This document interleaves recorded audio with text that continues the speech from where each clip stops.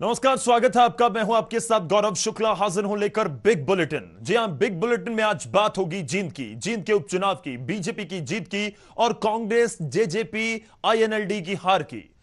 जी हां, जींद के उपचुनाव में बीजेपी की जीत हुई है, बड़ी जीत। बीजेपी ने जेजेपी को करीब 13,000 वोटों के अंतर से मात दे दी। इसके साथ ही बीजेपी ने जींद में सूखा खत्म कर इतिहास रच दिया। पेश है एक खास रिपोर्ट। ये जींद की जीत का जश्न है। ये बांगड़ की धरती पर सूखा खत्म करने का जश्न है और ये जश्न बेहद खास है। जींद की जंग में बीजेपी ने फतेह हासिल कर ली। सत्ता के सेमीफाइनल माने जा रहे इस चुनाव में बीजेपी उम्मीदवार कृष्ण मिड्ढा ने जेजेपी उम्मीदवार दिग्विजय चौटाला को 12,335 वोटों से हरा दिया। इस चुनाव में बीजेपी को कुल 50,566, जेजेपी को 37,631, कांग्रेस को 22,740, एलएसपी को 13,582 और इनेलो को 3,454 वोट ही मिले। जीत के बाद कृष्ण मिड्ढा ने जींद की जनता का आभार जताया।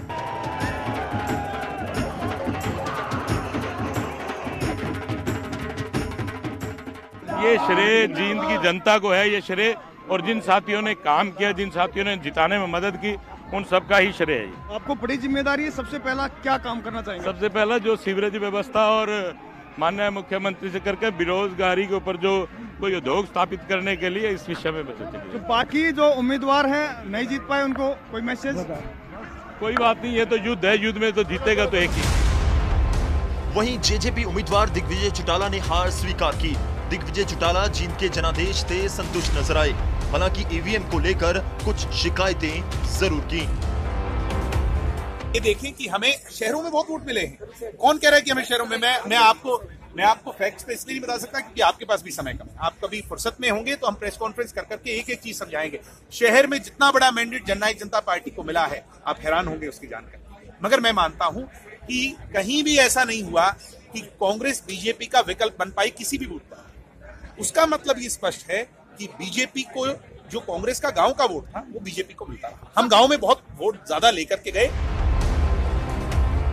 हालांकि तीसरे नंबर पर रहने वाले कांग्रेस उम्मीदवार रणदीप सुरजेवाला ने खुद की हार का ठीकरा ईवीएम पर ही फोड़ा।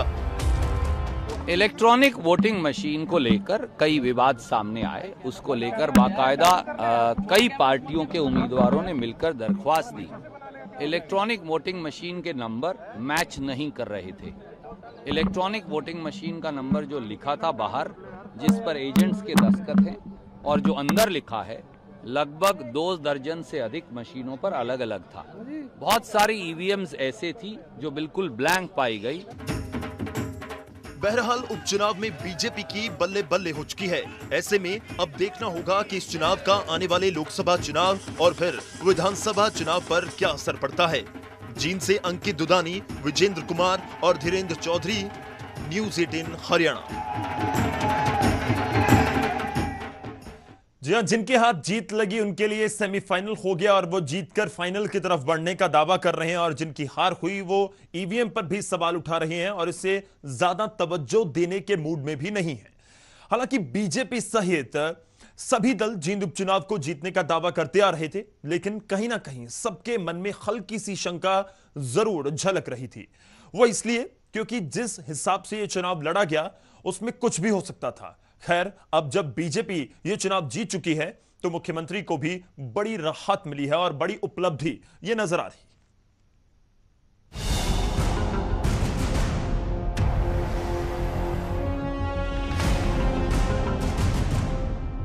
आखिरकार जींद में बीजेपी का उम्मीदवार जीत ही गया। जींद के इस उपचुनाव में बीजेपी ने अपनी पूरी ताकत झोंक दी थी। बीजेपी के लिए जींद की अहमियत का अंदाजा इस बात से लगाया जा सकता था कि मुख्यमंत्री मनोहर लाल खुद प्रचार प्रसार के लिए जींद में डटे थे, और अब जब बीजेपी ने जींद का रण जीत लिया है तो मुख्यमंत्री इसे उनकी नीतियों की जीत करार दे रहे हैं।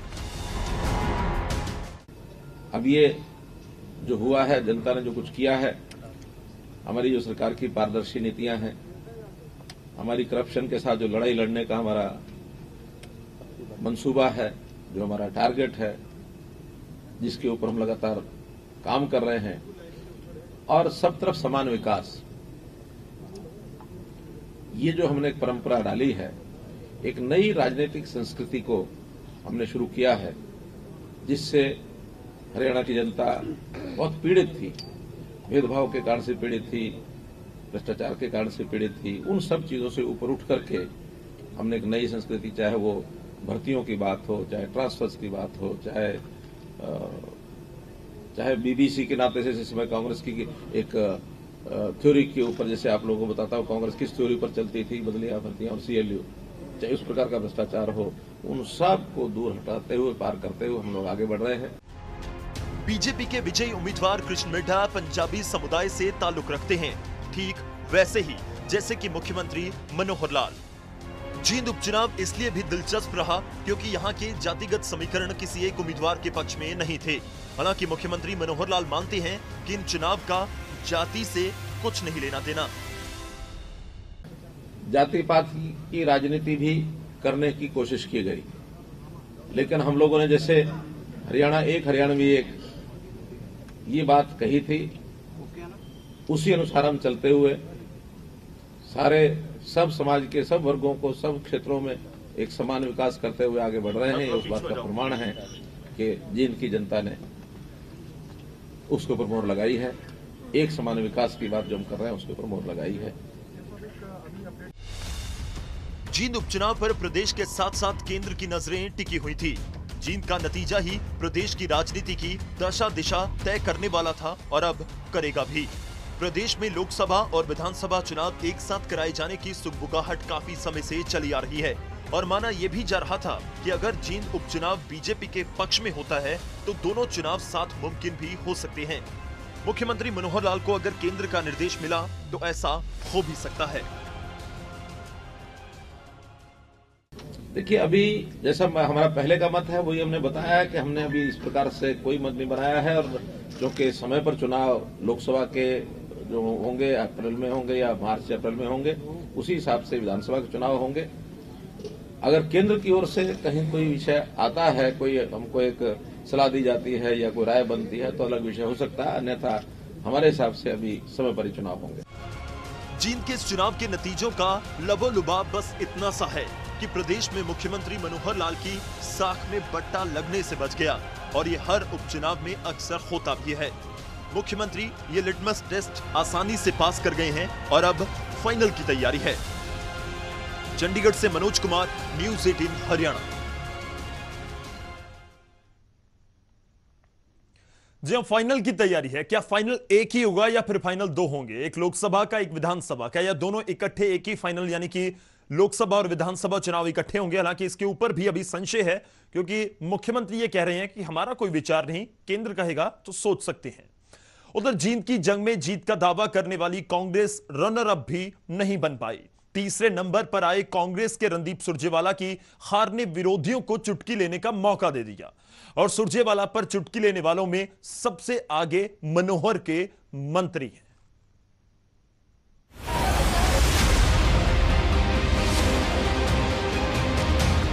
जींद की जंग में ऐसा हश्र होगा कांग्रेस ने कभी सोचा नहीं होगा। जींद बदलकर जिंदगी बदलने का दावा कर रहे रणदीप सुरजेवाला के सियासी करियर में एक कांटे की तरह है।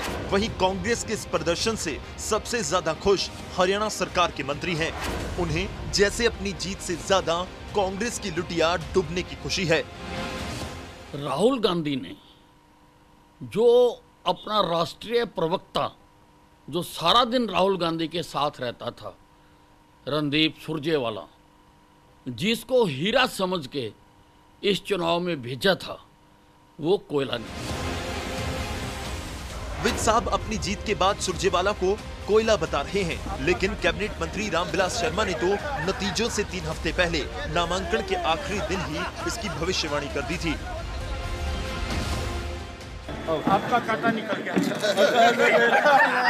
वो तीसरा करके नहीं तीसरा करके ला रगड़ा सारी वोट तो आपका कांटा निकल गया।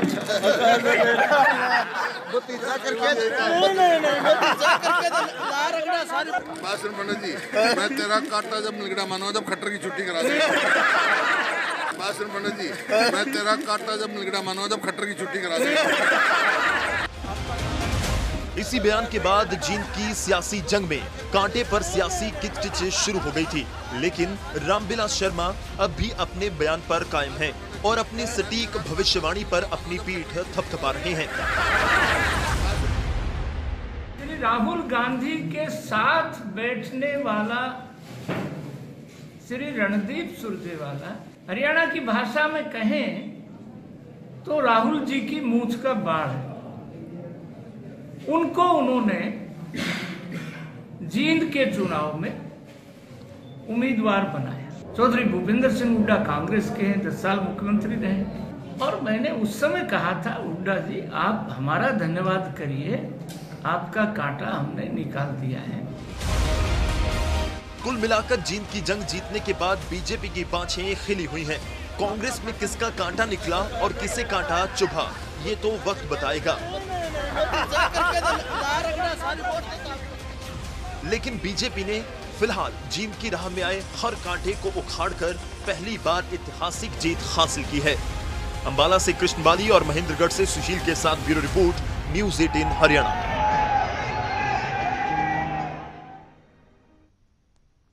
जी हां, बात कांटों की हो रही है और नजर है फूलों की सेज के ऊपर कि आखिर कुर्सी तक कौन पहुंचेगा, कांटा किसका निकल गया, किसका रह गया। लोकसभा के बाद या कहिए कि लोकसभा और विधानसभा चुनाव में साफ होगा।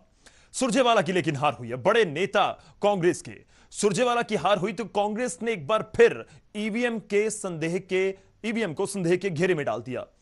इस पर बिना देरी किए बीजेपी ने भी पलटवार किया है। बाई इलेक्शन आम तौर पे जो रूलिंग पार्टी होती है वो जीतती है, कोई ऐसी बात नहीं है।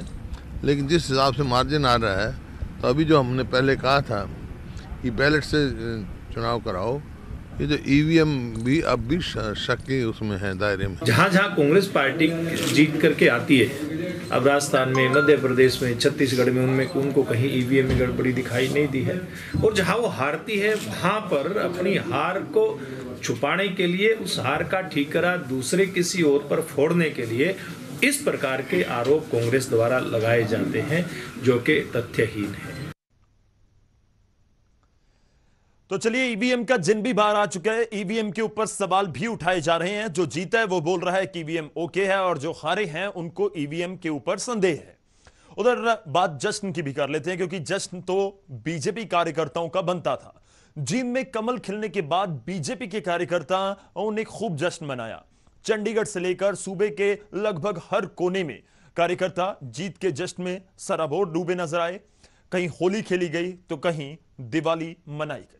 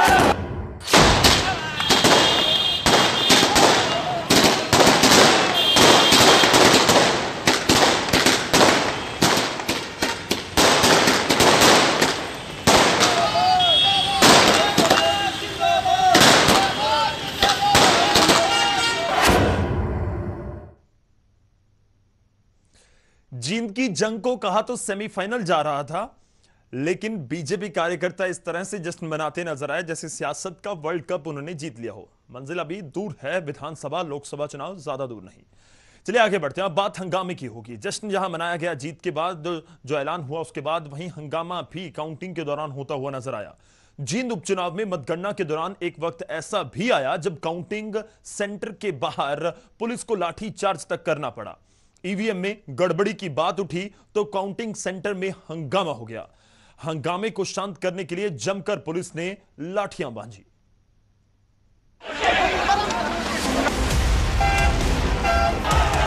जींद के महासंग्राम में जीत बीजेपी उम्मीदवार कृष्ण मिड्ढा की हुई है, लेकिन मतगणना के दौरान एक वक्त ऐसा भी आया जब मतगणना केंद्र के बाहर पुलिस को लाठियां भांजनी पड़ी।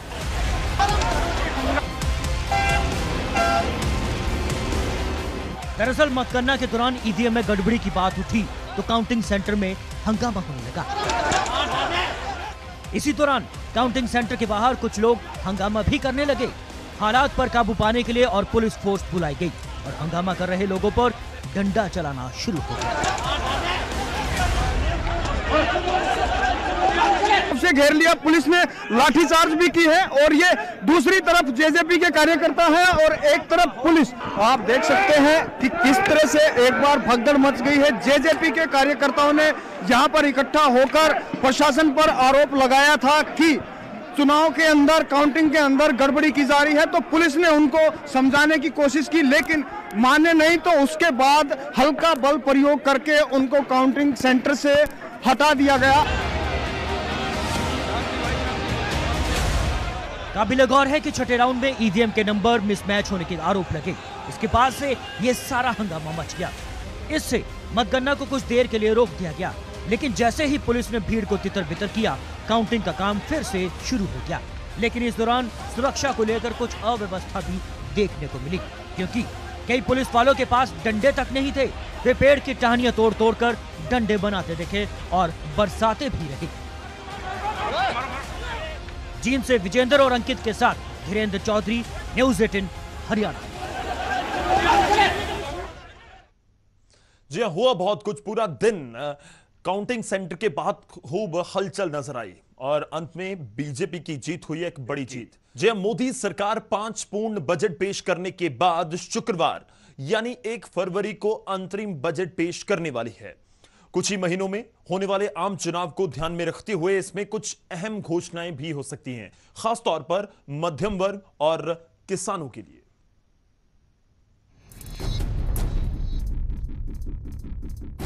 आम चुनाव सामने है और पीछे है 3 राज्यों के विधानसभा चुनाव में मिली हार। ऐसे हालात में मोदी सरकार के सामने किसानों की समस्या, मध्यम वर्ग की मुश्किलें और युवाओं के लिए कम होते रोजगार बड़ी चुनौती है। इन तीनों ही मुद्दों का असर अंतरिम बजट में देखा जा सकता है और अंतरिम वित्त मंत्री पीयूष गोयल पहले बजट भाषण में किसानों के साथ साथ मध्यम वर्ग को खुशखबरी दे सकते हैं। इनमें किसानों की मुश्किलें दूर करने के लिए विशेष कदम उठाने का ऐलान हो सकता है। साथ ही साथ मध्यम वर्ग को टैक्स में राहत भी दी जा सकती है। ऐसे में सरकार इसके लिए कौन सा विकल्प अपनाएगी, ये सवाल जरूर उठ रहा है। अंतरिम वित्त मंत्री पीयूष गोयल टैक्स में राहत देने के लिए स्लैब में बदलाव कर सकते हैं या फिर स्टैंडर्ड डिडक्शन की सीमा 40,000 से ज्यादा कर सकते हैं। पिछले बजट में भी टैक्स दरों में बदलाव की बड़ी उम्मीद जताई गई थी, लेकिन वित्तीय अनुशासन में बंधे होने के कारण सरकार ने ऐसा कोई ऐलान नहीं किया था। लेकिन मध्य प्रदेश, छत्तीसगढ़ और राजस्थान के चुनावों में किसान ऋण माफी का ऐलान कर कांग्रेस ने बीजेपी से सत्ता छीन ली। इस कामयाबी से उत्साहित राहुल गांधी सबके लिए न्यूनतम आय की गारंटी का वादा भी जोर शोर से कर रहे हैं। ऐसे में मोदी सरकार पर चौतरफा दबाव है कि वो टैक्स देने वालों को राहत दे। सरकार के सामने मुश्किल ये है कि आयुष्मान भारत जैसी विशाल योजना को सही तरीके से चलाने के लिए मोटी रकम की जरूरत है, जबकि जीएसटी के तहत टैक्स कलेक्शन भी अब लक्ष्य से कम हो रहा है। यानी अरुण जेटली की गैर मौजूदगी में पीयूष गोयल के लिए बजट पेश करना रस्सी पर नट के चलने जैसा साबित होने वाला है। Bureau report, news 18 network.